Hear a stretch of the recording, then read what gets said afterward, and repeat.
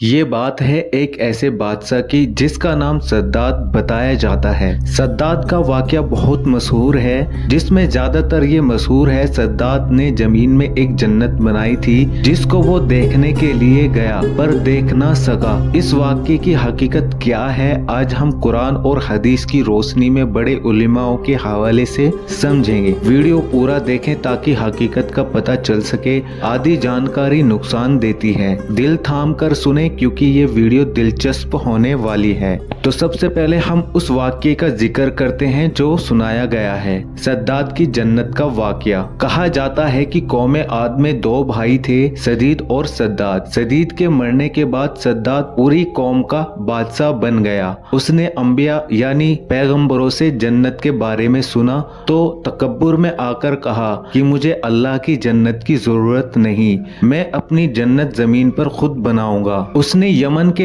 अदन इलाके में एक आलीशान शहर बनाया जिसकी दीवारें सोने चांदी की थी और खंभे याकूत और जमुर्द के थे।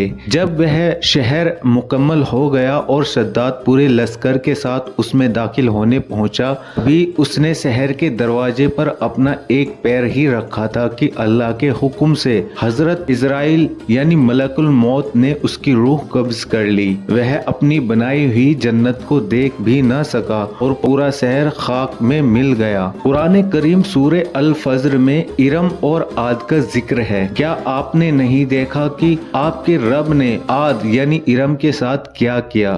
तो अंबों वाले थे जिनके जैसा दुनिया में मुल्कों में कोई पैदा नहीं किया गया। मुफ्ती तकी उस्मानी साहब लिखते हैं, इस आयत की तफसीर में लिखा है कि इरम से मुराद आद की वही कौम और उनकी इमारतें हैं। हालांकि उन्होंने इस बात की तरफ भी इशारा किया है कि सद्दात की जन्नत का जो वाकया मशहूर है उसकी तफसीलात इसराइली रिवायत यानी तौरात व इंजील के हवाले से ली गई हैं। कुरान ने सिर्फ उनके तकब्बुर और उनकी ऊंची इमारतों का जिक्र किया है ताकि इंसान इबरत पकड़े। बड़ी ताकतें भी अल्लाह के अजाब से नहीं बच सकी। इमाम इब्ने कसीर ने अपनी मशहूर तफसीर इब्ने कसीर में इस वाक्य पर गहरी एनालिसिस की है। सनद की हैसियत से इब्ने कसीर के मुताबिक सद्दात की जन्नत वाली कहानी को कोई मजबूत सनद या नबी करीम सल्लल्लाहु अलैहि वसल्लम से साबित नहीं है। वह इसे महज एक दास्तान या इसराइली रिवायत करार देते हैं। असल हकीकत इब्ने कसीर का मानना है कि कुरान में इरम से मुराद वह कबीला या शहर है